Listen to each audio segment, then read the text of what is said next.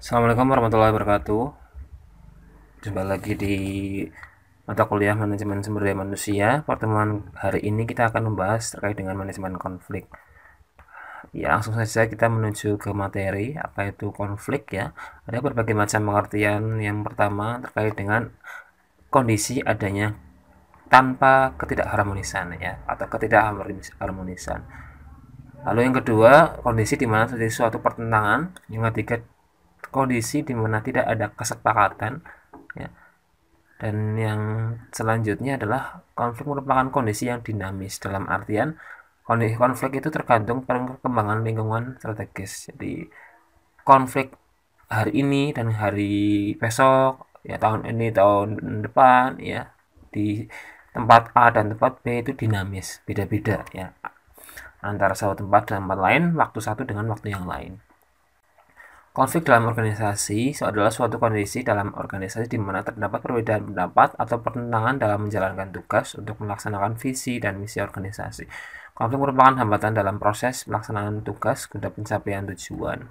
Unsur-unsur konflik itu ada yang pertama aktor ya, aktor si A atau si B-nya.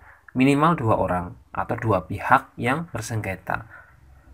Yang selanjutnya adalah objek. Terdapat objek yang dipertentangkan, baik itu terkait dengan kebijakan, tata laksana, tata cara, tujuan maupun hasil dari sebuah kebijakan.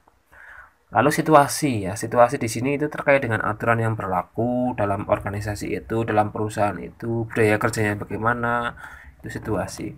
Penyebab konflik ada beberapa hal. Yang pertama terkait dengan perbedaan kepentingan, ya, perbedaan pengertian atau pemahaman antara dua pihak tadi, perbedaan cara pandang, ketidakjelasan tujuan, ya, perbedaan peraturan yang dianut, dan yang terakhir adalah perubahan terkait dengan situasi yang baru. Ini pasti ada yang namanya konflik. Nah, lokus ya, lokus di sini adalah ruang lingkup. Lokus konflik itu yang pertama antar individu. Jadi individu satu dengan individu yang lain. Lokus yang kedua adalah internal teamwork. Jadi dalam sebuah tim, ya, tim pengendalian misal atau tim pemasaran misal, di sana ada konflik dalam tim tersebut. Itu namanya internal teamwork. Yang ketiga internal organisasi. Ya, internal organisasi ya baik dari satu bagian dengan bagian lain ya.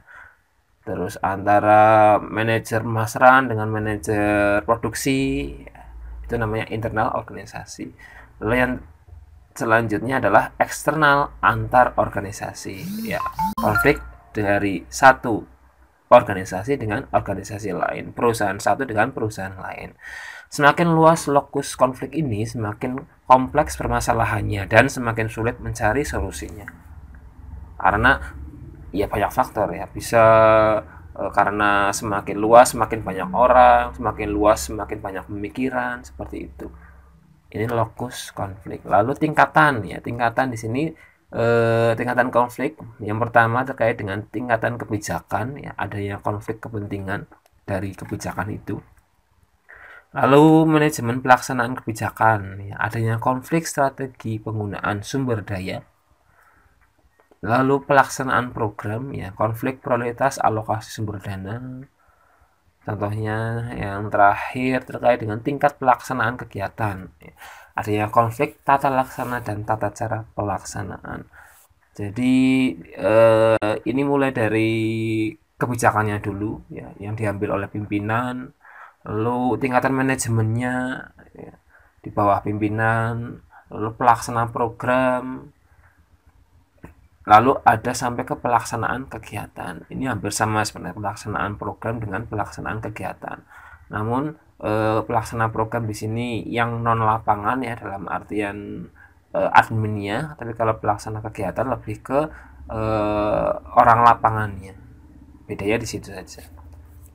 Lalu dampak konflik di sini ada beberapa faktor yang mengaruhi terkait dengan skala konfliknya.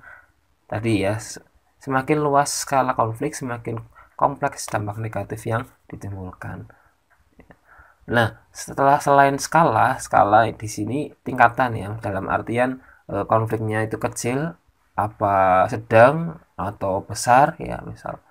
Masalahnya gini, antara misal ada seorang pegawai atau pimpinan yang korupsi gitu ya. Korupsi yang diambil misal 1 juta dengan 10 juta atau yang 100 juta. Itu kan beda-beda.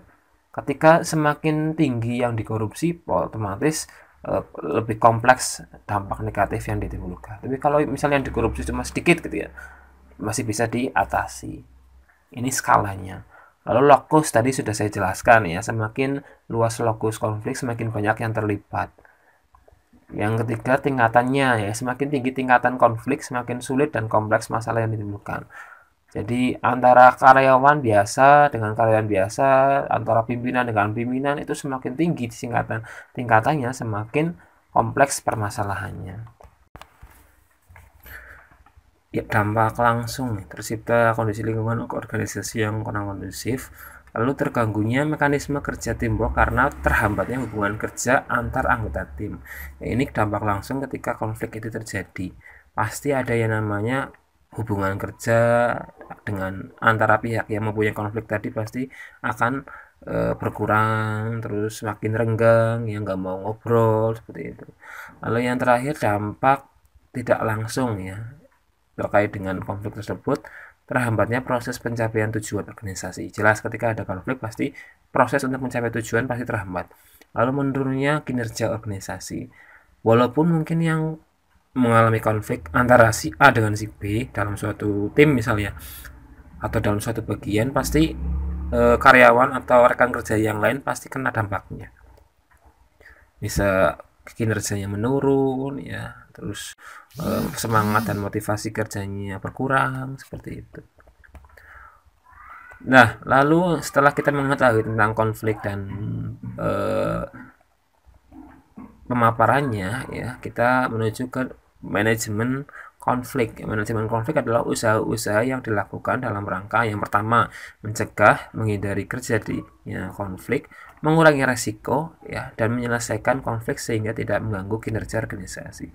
Mencegah ini mulai dari sebelum ya pasca jadi pasca pra ya sorry pra konflik. Jadi sebelum ada yang konflik tapi ada indikasi ke sana ya kita cegah terlebih dahulu.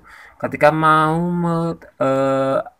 muncul adanya sebuah konflik ya baru muncul titik awal dihindari, mengurangi resiko ya ketika sudah ada konfliknya dan menyelesaikan konflik ketika sudah terlanjur ada konflik itu diselesaikan. Cara-caranya ya sebelumnya yang tujuan dari beberapa hal tadi yang pertama ya mencegah ini tadi saya ceritakan sebelum ya, jadi sebelum adanya konflik kemungkinan terjadinya, menghindari setelah adanya konflik namun masih belum belum belum belum banyak ya, terus mengurangi dampak resiko yang diakibatkan ketika ini tuh sudah muncul tapi apa namanya masih bisa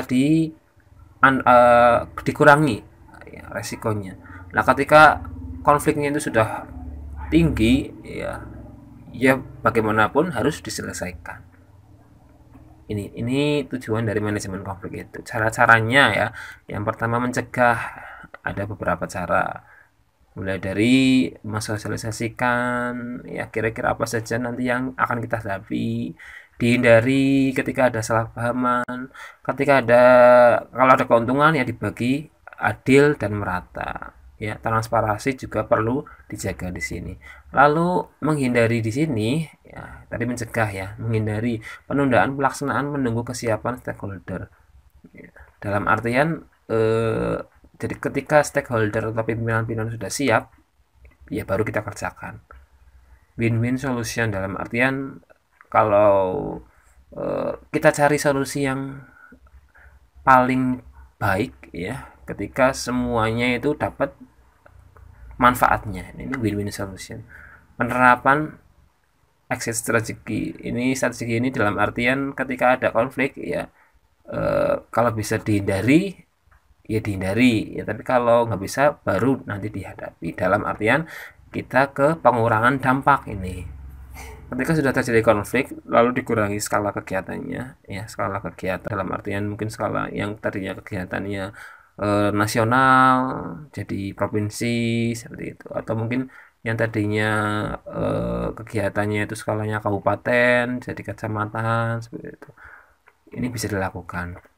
Atau mungkin yang tadinya penanganan ya, penanganan ini dipercepat dalam artian eh, karena ketika penanganan itu ditunda-tunda otomatis ya dampak dari konflik itu pasti akan ada terus. Kalau kita sudah tahu konfliknya apa ya, ya bagaimana caranya dikurangi dampaknya. Nah, yang terakhir adalah terkait dengan penyelesaian. Kalau sudah muncul, ya sudah jelas konfliknya apa, penyebabnya apa. Nah, yang terakhir adalah penyelesaian konflik ini. Yang pertama, kesetaraan antar objek organisasi terkait. Ya. Jadi, mana yang mempunyai konflik, ya, ini disetarakan. Ini masih ada hubungannya dengan nomor 2, win-win solution, dalam artian semuanya itu dicari solusi terbaik. Semuanya itu menang, semuanya itu bermanfaat. Semuanya itu dapat kayak gitu. Itu namanya win-win solution. 3, masing-masing pihak memenuhi tugas dan kewajibannya. Ya, yang penting jangan sampai salah satu bagian atau salah satu pihak itu enggak memenuhi tugas dan kewajiban. Yang keempat, masing-masing pihak sepakat terhadap output termasuk outcome kegiatan organisasi. Ketika ada konflik ya, namun dibicarakan matang-matang, diambil solusinya, pasti outputnya ini semuanya sepakat ya, insya Allah pasti akan berjalan dengan baik pula. Itu untuk materi hari ini. Terima kasih. Sekian, semoga bermanfaat. Assalamualaikum warahmatullahi wabarakatuh.